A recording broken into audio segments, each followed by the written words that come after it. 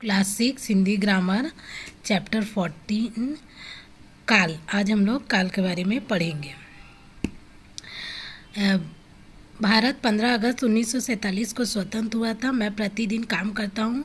परसों हम मुंबई जाएंगे। उपयुक्त वाक्य में हुआ था, करता हूँ तथा जाएंगे क्रियाएं हैं। ये क्रियाएं काम के होने के अलग अलग समय का बोध कराती है। हुआ था बीते हुए कल का, करता हूँ चल रहे समय का तथा जाएंगे आने वाले समय का बोध कराती है।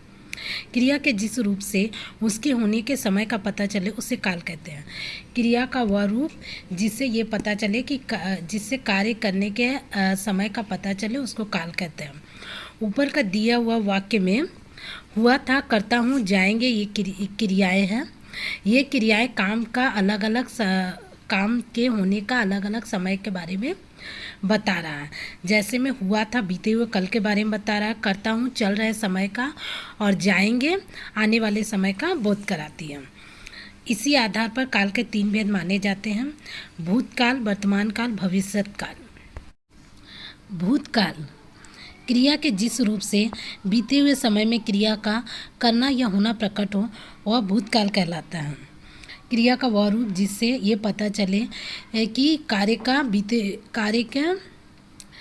बीते हुए समय में हुआ है उसको भूतकाल कहते हैं। जैसे हम मुंबई घूमने गए थे। राहुल ने उसकी शादी में नृत्य किया था। मामा जी ने कल मुझे कहानी सुनाई थी। मैं कल रात घर देर से पहुंचा।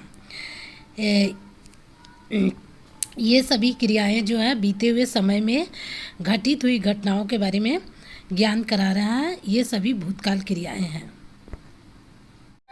भूतकाल के भेद। भूतकाल का निम्नलिखित 6 भेद हैं: सामान्य भूत, पूर्ण भूत, अपूर्ण भूत, आसन्न भूत, संदिग्ध भूत,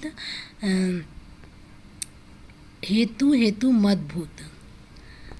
पूर्ण भूतकाल क्रिया के जिस रूप से यह मालूम हो कि कोई कार्य बीते हुए समय में आरंभ हुआ था और वह भूतकाल में समाप्त हो गया था। क्रिया का वह रूप जिससे ये पता चले कि कार्य जो है बीते हुए समय में शुरू हुआ था और बीते हुए समय में ही समाप्त हो गया, उसको पूर्ण भूतकाल कहते हैं। जैसे मैंने पुस्तक पढ़ ली थी। वर्षा से पहले मैं स्कूल जा चुका था। मेघा ने चित्र बना लिया था। मैंने खाना खा लिया था। इन वाक्य की क्रियाओं से प्रतीत होता है कि कोई काम बीते हुए समय में आरंभ हो गया था, इसलिए क्रिया के ये रूप पूर्ण भूतकाल के हैं। अपूर्ण भूतकाल के जिस रूप से ये प्रतीत हो कि कार्य बीते समय में आरंभ हुआ था और वह भूतकाल में समाप्त नहीं हुआ। काल का वह रूप जिससे ये पता चले कि कार्य जो है बीते हुए समय में आरंभ हुआ था लेकिन वह भूतकाल में समाप्त नहीं हुआ, उसको अपूर्ण भूत कहते हैं। जैसे मैं पुस्तक पढ़ रहा था, प्रीति चित्र देख रही थी, गीता और रीता बातें कर रही थी, अमित मैच देख रहा था। इन क्रियाओं से ये पता चलता है कि कार्य जो है बीते हुए समय में आरंभ हुआ था लेकिन भूतकाल में समाप्त नहीं हुआ, और ये अपूर्ण भूत क्रियाएं हैं। आसन्न भूत क्रिया के जिस रूप से यह ज्ञात हो कि कोई कार्य बीते समय में आरंभ हुआ था और वह अभी अभी समाप्त हुआ है, उसे आसन्न भूत कहते हैं।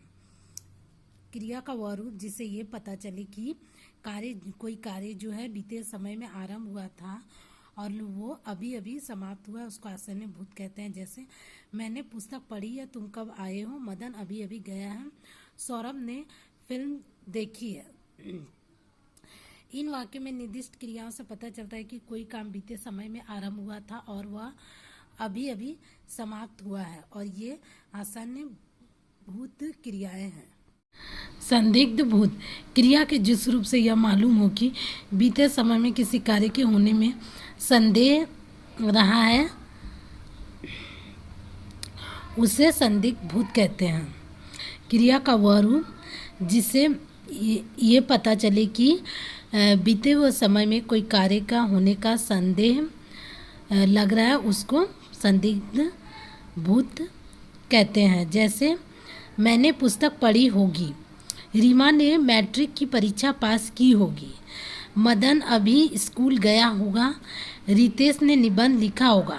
इन वाक्य की क्रियाओं को देखने से मालूम होता है कि बीते समय में पढ़ने, परीक्षा पास करने और स्कूल जाने में संदेह है और ये संदिग्ध क्रियाएं हैं।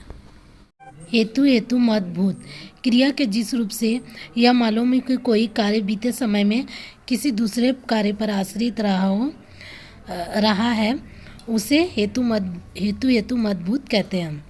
क्रिया का वह रूप जिससे ये पता चले कि कार्य बीते समय में किसी दूसरा कार्य पर आश्रित है, उसको हेतु मदभूत कहते हैं। जैसे यदि वह पढ़ता तो पास हो जाता, वर्षा होती तो फसल होती, जलधर जाता तो मैं तुम्हें अवश्य मिलता, रवि आता तो हम काम करते। इन वाक्यों में क्रियाओं को देखने से प्रतीत होता है कि बीते समय में कोई काम दूसरे काम पर आश्रित रहा है और ये हेतु मदभूत क्रियाएं हैं। वर्तमान काल क्रिया के जिस रूप से वर्तमान समय में क्रिया करने या होने का बोध हो, उसे वर्तमान काल कहते हैं। क्रिया का वह रूप जिससे कार्य का वर्तमान काल में करने या होने का बोध होता है, उसको वर्तमान काल कहते हैं। जैसे वहीदा पुस्तक पढ़ती है, सुमित निबंध लिख रहा है, मीरा कार्य कर रही होगी, अध्यापक बच्चों को हिंदी पढ़ाते हैं। इन सब क्रियाओं में कार्य का वर्तमान काल में होने का पता चल रहा है और ये वर्तमान काल की क्रियाएं हैं। वर्तमान काल के निम्नलिखित 3 भेद हैं। सामान्य वर्तमान, संदिग्ध वर्तमान, अपूर्ण वर्तमान। सामान्य वर्तमान क्रिया का वह रूप जिससे कार्य के वर्तमान समय में होने का बोध हो, सामान्य वर्तमान काल कहलाता है। क्रिया का वह रूप जिससे कार्य का वर्तमान समय में होने का या करने का बोध हो, उसको सामान्य वर्तमान काल कहते हैं। जैसे मोहित निबंध लिखता है, पिताजी दफ्तर जाते हैं, करुणा गीत गाती है, सचिन क्रिकेट खेलता है। उपयुक्त ऊपर लिखे वाक्यों की क्रियाओं से किसी कार्य का वर्तमान समय में सामान्य रूप से होना प्रकट होता है, अतः ये सामान्य वर्तमान काल की क्रियाएं हैं। संदिग्ध वर्तमान क्रिया के जिस रूप से वर्तमान में कार्य के होने में संदेह हो, वहाँ संदिग्ध वर्तमान होता है। क्रिया का वह रूप जिससे कार्य का वर्तमान समय में हो रहा हो, इसका संदेह हो, तो वह संदिग्ध वर्तमान कहलाता है। जैसे रोहन अभी सो रहा होगा, सुधा अभी काम कर रही होगी, विवेक अब आता होगा, भारतीय दल अभ्यास कर रहा होगा। ऊपर लिखे वाक्य की क्रियाओं से पता चलता है कि कार्य वर्तमान समय में हो रहा है, किंतु उसके होने में संदेह है। ऐसी क्रियाएं संदिग्ध वर्तमान काल की है। अपूर्ण वर्तमान क्रिया के जिस रूप से पता चले कि कार्य अभी चल रहा है, पूरा नहीं हुआ है, उसे अपूर्ण वर्तमान कहते हैं। क्रिया का वह रूप जिसे पता चले कार्य जो है हो ही रहा है, पूरा नहीं हुआ, उसको अपूर्ण वर्तमान कहते हैं। जैसे वर्षा हो रही है, सीमा घर जा रही है, वरुण गीत गा रहा है, प्रिया चित्र बना रही है। ऊपर लिखे वाक्य की क्रियाओं से किसी काम का निरंतर जारी रहना प्रकट हो रहा है और ये अपूर्ण वर्तमान काल की क्रियाएं हैं।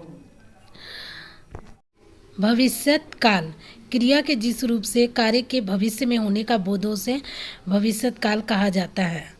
क्रिया का वह रूप जिसे पता चले कि कोई कार्य जो है भविष्य में यानी आने वाले समय में होगा, उसको भविष्यत काल कहते हैं। जैसे नीमा खाना बनाएगी, अंकुर खाना खाएगा, हम सब मिलकर खेलेंगे, माता खिलौने लाएगी। ये सब क्रियाएं जो हैं वर्तमान काल में होने का बोध करा रही है और ये भविष्यत काल की क्रियाएं हैं।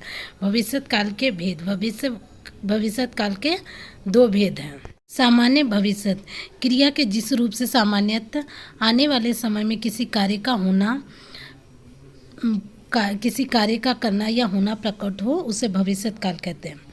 क्रिया का वह रूप जिससे सामान्य आने वाले समय में किसी कार्य का करना या होना उसका ज्ञान हो, उसको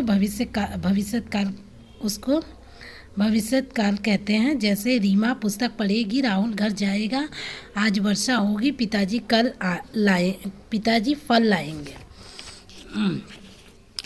ऊपर लिखे वाक्य की क्रियाओं को देखने से पता चलता है कि कार्य आने वाले समय में सामान्य रूप से होगा, अतः यह सामान्य भविष्यत काल है। संभाव्य भविष्यत क्रिया के जिस रूप से भविष्य में कार्य के होने की संभावना या इच्छा का बोध हो उसे संभाव्य भविष्यत कहते हैं। क्रिया का वह रूप जिसे भविष्य में कार्य के होने का संभावना या इच्छा का बोध हो उसको संभाव्य भविष्यत कहते हैं। जैसे शायद अमीषा बाजार जाए, शायद मैं निबंध लिखूं, ईश्वर तुम्हारा मंगल करे, भगवान करे तुम सफल हो। ऊपर लिखे वाक्य की क्रियाएं आने वाले समय में किसी कार्य के करने या होने की संभावना तथा इच्छा को प्रकट करती है, निश्चय को नहीं, अतः ये क्रियाएं भविष्यत काल की हैं।